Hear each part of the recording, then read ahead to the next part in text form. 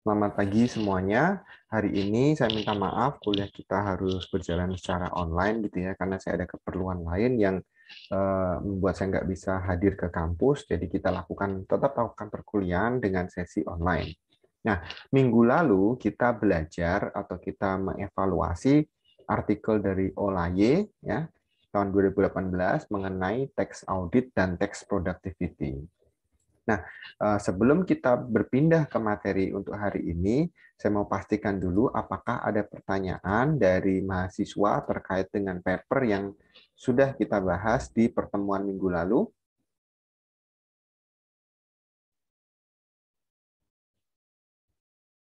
Apakah ada pertanyaan dari mahasiswa?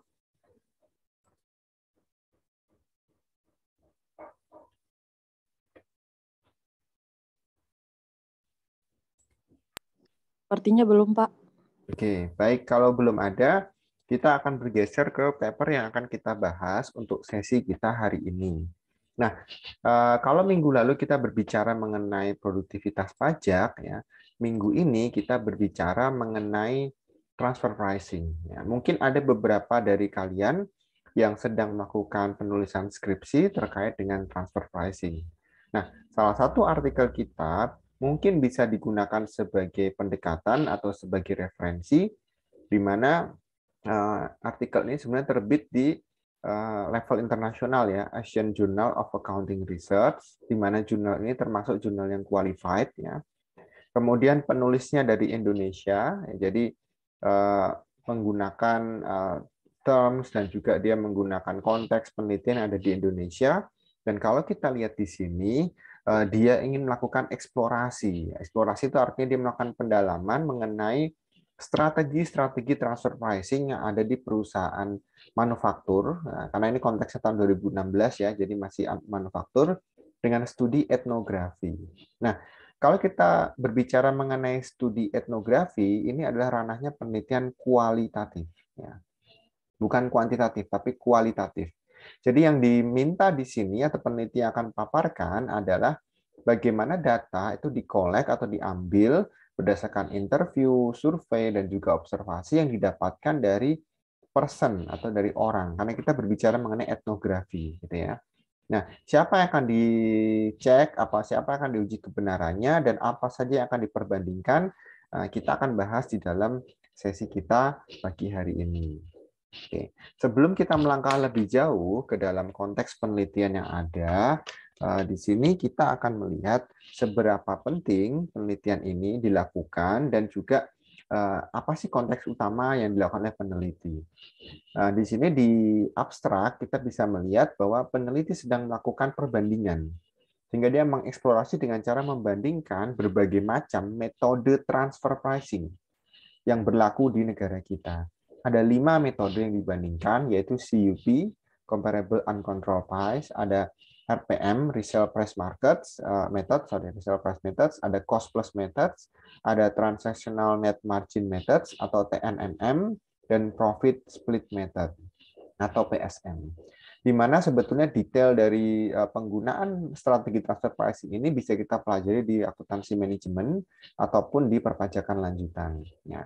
Saya tidak membahas detail mengenai perhitungannya di sini, tetapi saya mau melihat bahwa artikel ini sedang membandingkan 5 metode yang ada dan mana yang paling bagus atau paling efektif diterapkan di perusahaan manufaktur di Indonesia. Nah, oleh karena itu peneliti menggunakan pendekatan kualitatif yang berbentuk etnografi. Ada 3 cara yang dilakukan oleh peneliti. Dia melakukan interview, kemudian dia melakukan observasi, dan juga melakukan kajian literatur. Nah, hasil yang didapatkan memang agak menarik ya di sini karena ternyata dari 5 metode yang dibandingkan, dari responden mereka yang diinterview menyatakan bahwa cost plus method itu yang paling menarik untuk digunakan ya. Tetapi setelah dilakukan depth analysis atau melakukan pendalaman dengan masing-masing responden, hasilnya agak sedikit berbeda ya. Sekalipun CPM atau cost plus method ini paling unggul, tetapi ketika ditanya lebih lanjut, ternyata metode TNMM yang ternyata lebih memberikan dampak yang lebih kuat kepada si respondennya.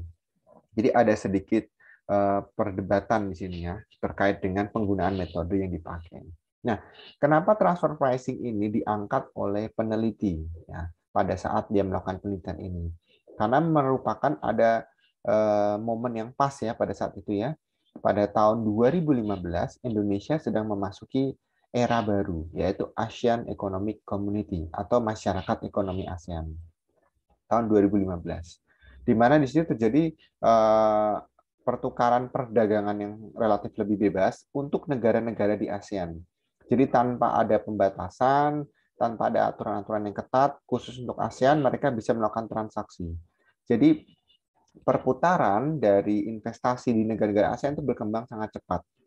Oleh karena itu, banyak sekali perusahaan yang menerapkan metode transfer pricing karena adanya transaksi antar negara. Ini adalah yang menjadi pemicu kenapa transfer pricing perlu dievaluasi pada saat 1 tahun setelah Asian Economic Community ini diberlakukan. Nah, di sisi lain, dari sisi regulator atau ikatan akuntan, mereka juga menerbitkan aturan baru, yaitu PSAK 7. Nah, PSAK 7 ini mengconsider atau memperhatikan beberapa hubungan-hubungan atau relasi yang terkait antara perusahaan dengan pihak ketiga. Nah, pihak ketiga ini disinyalir adalah pihak yang melakukan atau bertransaksi terkait dengan kegiatan transfer pricing. Karena di PSAK disebutnya adalah special relationship atau pihak-pihak yang berhubungan istimewa. Fenomena ini ternyata menjadi sebuah masukan yang menurut peneliti menjadi relatif penting gitu ya, karena pada saat itu peneliti bisa menandingkan dengan aturan yang ada dalam perpajakan. Jadi fenomenanya ada aturan akuntansi dan kemudian dipertemukan dengan aturan perpajakan, yaitu mengenai otoritas perpajakan dari Per 43 tahun 2010 dan juga Per 32 tahun 2011. Nah, di situ menentukan strategi apa yang harus digunakan untuk menangani transfer pricing. Nah, dari sisi perpajakan, mereka menyebutnya namanya ALP, Arm's Length Price ya, atau Arm's Length Principle. Jadi, sepanjang perhitungannya itu masih masuk dalam rentang yang diizinkan oleh perpajakan, itu masih diperbolehkan. Jadi, mekanisme transfer apapun dalam 5 metode yang dipakai, selama dia tidak melewati batasan dari ALP, itu masih diizinkan. Jadi ini yang menjadi keresahan dari peneliti, ada aturan akuntansi, tapi dibatasi aturan pajak dan juga kita masuk ke era perdagangan bebas di negara-negara ASEAN. Nah, semua fenomena tersebut menjadi satu dan menjadi apa ya perhatian dari peneliti sehingga dari apa yang ingin dicari, apa yang dievaluasi, peneliti mengambil beberapa kontribusi gitu ya. Ada 3 di sini yang saya temukan. Yang pertama adalah dia ingin memberikan pembuktian secara empiris ya, secara real. Bagaimana sih hubungan transaksi pihak-pihak istimewa tersebut di dalam perusahaan manufaktur? Itu yang pertama. Dan yang kedua, mereka pengen tahu bagaimana implikasi dari peraturan perpajakan di perusahaan manufaktur, khususnya buat transfer pricing. Dan yang terakhir, mereka ingin melihat ekspektasi atau perkiraan kira-kira nanti di masa-masa ke depan, strategi pajak untuk transfer pricing itu akan berubah atau tidak dengan adanya masyarakat ekonomi ASEAN. Nah, peneliti tidak menggunakan seluruh perusahaan manufaktur di Indonesia, tapi dia menggunakan studi kasus. Studi kasusnya kita kasih nama PT ABC. Ini bukan nama real ya, tetapi ini adalah nama samaran gitu ya. PT ABC ini lokasinya ada di mana? Ada di Sidoarjo, Jawa Timur. Jadi dia melakukan pendekatan khusus ke situ sehingga dia nanti akan melakukan interview kepada personil atau pihak-pihak terkait di dalam PT ABC. Nah, beberapa dari kalian ada yang melakukan skripsi atau penelitian dengan model yang seperti ini, studi kasus ya. Kemudian ada juga yang menggunakan interview dan sebagainya. Nah, paper ini sebetulnya bisa dijadikan acuan. Ya. Nah, lalu bagaimana Pak dasar awalnya mereka melakukan komparasi gitu ya? Peneliti memastikan ada 2 sumber yang dipakai selain dari peraturan perpajakan. Sumber utama mereka sebagai komparasi adalah PSAK 7. Ya. Disebutkan di situ apa saja sih yang dimaksud dengan pihak-pihak yang berelasi. Kemudian dicocokkan dengan peraturan perpajakan yang pada saat itu kita masih pakai Undang-Undang Nomor 36 tahun 2008. Secara ketentuan dan mayoritas hukumnya sama, tetapi dalam prakteknya bisa jadi ada perbedaan. Oke. Terus kemudian dari aturan tahun 2010 dan 2011 yang miliknya Dirjen Pajak ya, Peraturan Pajak, di situ ada 5 metode yang diizinkan untuk transfer pricing. 5 metode yang diizinkan untuk transfer pricing itu antara lain adalah CUP, Comparable Uncontrolled Price, ya. Jadi dia bandingin antara harga yang di pasar dengan harga di dalam perusahaan. Ada juga resale price method, jadi kalau dijual kembali berapa. Kemudian metode cost plus method atau CPM, ya. Jadi berapa harga dari dalam perusahaan plus berapa nilai incrementalnya itu dianggap sebagai net transfer pricing. Kemudian ada juga yang transactional net margin method, jadi dilihat persentase dari net income-nya atau persentase laba yang bisa diatribusikan di dalam nilai transfer pricing, dan juga profit split method atau bagaimana cara dia bagi hasil dengan perusahaan-perusahaan yang ada atau yang bekerja sama di dalam konteks transfer pricing. Nah, 5 metode ini diizinkan secara perpajakan dan menurut akuntansi itu juga diperbolehkan. Yang mau dilihat oleh peneliti adalah mana yang paling cocok untuk perusahaan ini, PT ABC. Maka dia melakukan penelitian yang sifatnya kualitatif, ya. Pendekatannya dengan person ya, atau etnografi. Tujuannya adalah mencari yang suitable, yang paling cocok ya, untuk PT tersebut. Caranya gimana? Lakukan perhitungan, kemudian lakukan in-depth understanding atau interview mendalam. Ya. Dari apa yang dilakukan oleh peneliti, ini adalah analisisnya ya. Dia melakukan focus group discussion, jadi posisi diskusinya apa aja yang mau ditanyakan, kemudian dia bikin tema-tema yang terkait dengan transfer pricing, dan itu ditanyakan langsung kepada pihak-pihak yang terkait. Nah, di sini PT ABC ya, tadi saya sudah sebutkan lokasinya di Sidoarjo, Jawa Timur, ya, dia punya parent company juga, namanya PT FG. Jadi ini sudah diatur ya supaya namanya tidak keluar gitu, tapi menjadi sebuah inisial. Tetapi ini adalah perusahaan yang real, bukan perusahaan yang fiktif. Nah, jadi antara parent company dengan subsidiary-nya PT ABC dengan FG, mereka punya kerjasama, kemudian ada kepemilikan lebih dari 25%. Nah, ini sudah memenuhi standar minimum untuk evaluasi di dalam perpajakan maupun akuntansi. Nah, dari apa yang ditemukan oleh peneliti, mereka melakukan interview. Ya, ini di sini saya highlight gitu, artinya ini adalah ujaran-ujaran atau pernyataan yang dikeluarkan oleh karyawan dari PT ABC terkait dengan transfer pricing yang dilakukan. Misalnya contoh, ada yang bilang bahwa ini GM-nya tax consultant ya, jadi ini manajer pajak, konsultan pajaknya dia. Mereka bilang sah-sah saja kok kalau kita jual ke induk perusahaan ya, karena tujuannya adalah efisiensi biaya. Jadi secara personal mereka menyatakan bahwa itu boleh-boleh aja ya, karena tujuannya adalah efisiensi gitu ya. Tapi apakah akan berbenturan dengan aturan tidak, kita nggak tahu. Ini adalah murni pendapat dari responden ya. Jadi ini kita tidak bisa nyatakan itu benar atau salah, tapi ini adalah pendapat murni dari respondennya. Kemudian ada juga yang bilang di sini adalah staf akuntansi dan pajaknya ya, mau lihat sebenarnya keadaan market tahun lalu tuh menjadi penentu apakah mau lakukan transfer pricing atau tidak ya. Ya kalau bagus ya dijual, kalau enggak ya jual tempat lain gitu intinya. Jadi kalau yang ini yang orang kedua atau staff accounting ini dia melakukan strategi yang lebih hati-hati. Lihat dulu kondisi pasarnya, untung apa enggak gitu ya. Kalau untung ya kita jual ke sana, kalau enggak kita jualnya ke sini. Kemudian dia melakukan pendekatan lagi dengan karyawan dari tax consultant juga, gitu kan. Seperti apa, gitu kan. Jadi harga transfer yang dicapai atau yang disepakati itu adalah kesepakatan kedua belah pihak. Jadi bukan salah satu aja. Sehingga efisiensi pajaknya itu tercapai. Bukan penghindaran ya, tapi karena disepakati itu menjadi harga yang paling efisien untuk nilai transfernya. Kemudian ada juga evaluasi dari staf perpajakan atau staf dari KKP-nya gitu ya, terkait dengan kegiatan yang dilakukan oleh perusahaan.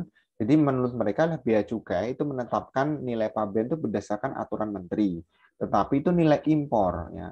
Sedangkan kalau ekspor kan enggak. Jadi untuk transfer pricing itu lebih cenderung ke arah ekspor ya. Sehingga mau tidak mau aturan-aturannya, database harganya itu nggak bisa gitu, nggak bisa dapetin karena mereka tidak melakukan setting atas transaksi ekspor gitu. Kemudian ada juga yang dari tax officer yang lain, mereka menyatakan bahwa kita benchmark dulu, lakukan perbandingan dulu.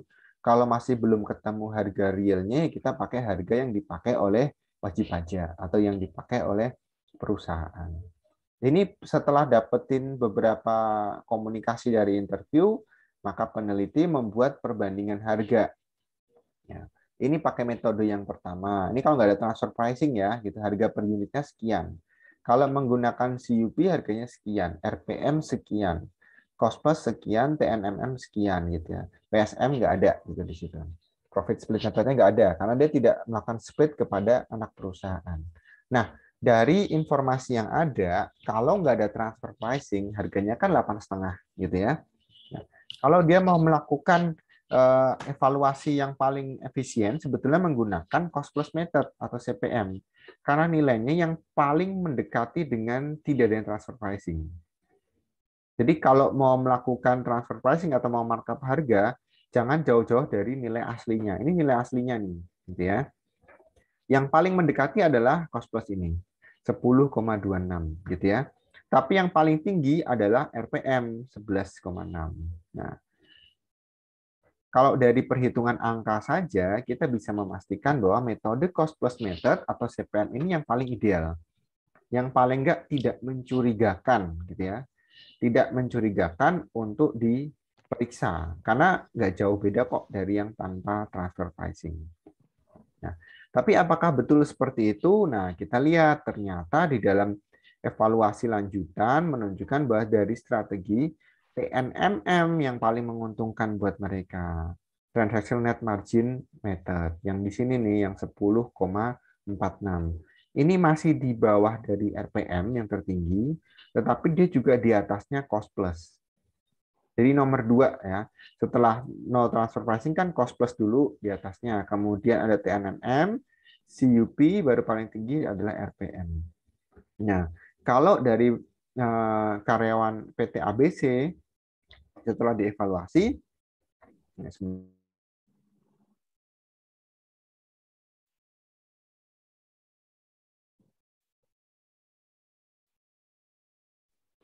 oke, setelah dievaluasi, ternyata mereka memilih TNMM yang paling ideal.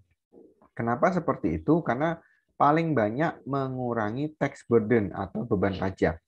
Terus yang kedua, ini bukan metode yang terbaik, tetapi tidak terlalu sulit diterapkan kalau menurut mereka. Jadi ya ini bukan yang paling ideal lah gitu ya, tapi lebih paling nggak sulit. Kalau cost plus method kan harus ada perhitungan yang rumit gitu.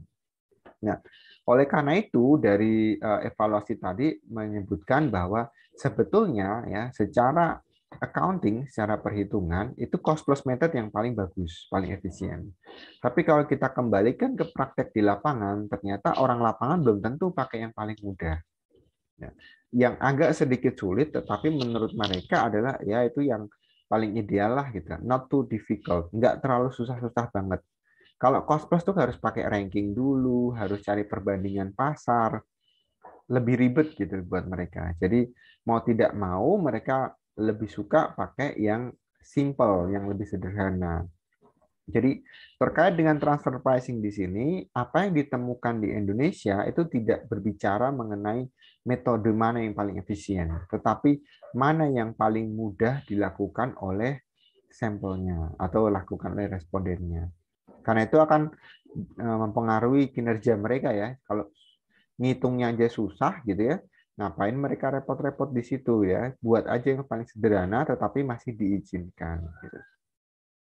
Nah, ini yang kita bisa temukan dari paper yang harus kita bahas di pertemuan kita pagi hari ini, yaitu mengenai strategi transfer pricing di perusahaan manufaktur yang ada di Indonesia ya, ketika memasuki masa masyarakat ekonomi ASEAN.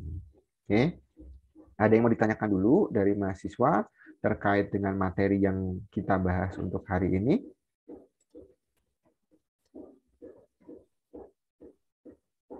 Ada?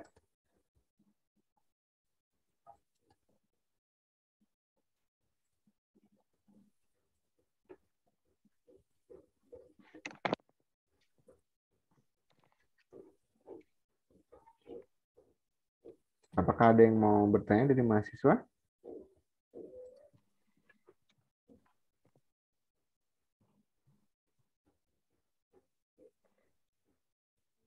Belum ada, Pak. Baik. Kalau tidak ada, dari sisi Juna kita tinggal satu lagi ya untuk minggu depan. Kita akan berbicara mengenai teks moral. Ya. Setelah itu di 2 sesi terakhir yang ada di bulan Januari, berarti nanti itu akan berbicara mengenai penelitian kalian sendiri. Jadi tolong persiapkan skripsi kalian masing-masing gitu kan, bagi yang sudah skripsi. Kalau yang belum nanti akan ada tugas pengganti untuk itu, tetapi di 2 sesi terakhir itu adalah sesinya kalian presentasi apa yang sudah kalian lakukan dengan penelitian kalian. Dan itu yang akan menjadi bahan evaluasi pada saat ujian akhir semester nanti. Minggu depan kita masih ada satu materi terkait dengan teks moral sebelum kita masuk ke dalam presentasi penelitian individu. Oke, baik. Kalau tidak ada yang mau ditanyakan, sebelum saya akhiri, silahkan tulis di kolom chat box kalau kalian hadir pada pagi hari ini supaya saya bisa rekap kehadirannya dan saya input ke Sispo.